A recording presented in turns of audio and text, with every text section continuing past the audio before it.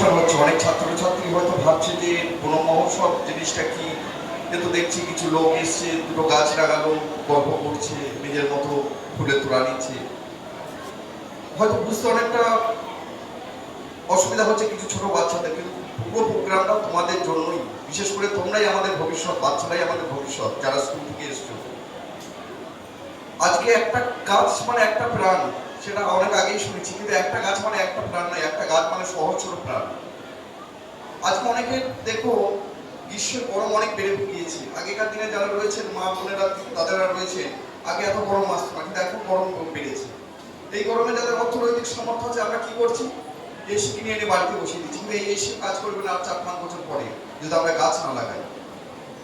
তাই গাছের প্রতি যত্নশীল হতে হবে। কিছুক্ষণ আগে প্রদীপ প্রজ্বলন করতে গিয়ে মাননীয় মন্ত্রী মহোদয় এবং একটা কথা হচ্ছিল, তেল লেগে গেছিল হাতে।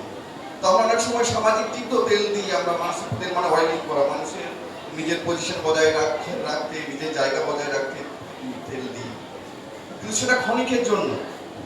কিন্তু নিজের জায়গা যদি, নিজের ভবিষ্যৎ যদি ঠিক মতো ধরে রাখতে হয়, তাহলে ওই মানুষের তেল না দিয়ে গাছের গোড়ায় জল দিই। প্রত্যেকে অনুরোধ করবো, একটু করে গাছ লাগান, গাছগুলো যত্ন নিন। ওই গাছই আমাদের ভবিষ্যৎ, ওই আমাদের পরবর্তী প্রজন্মকে সুন্দরভাবে বাঁচিয়ে রাখবে ওই গাছগুলি।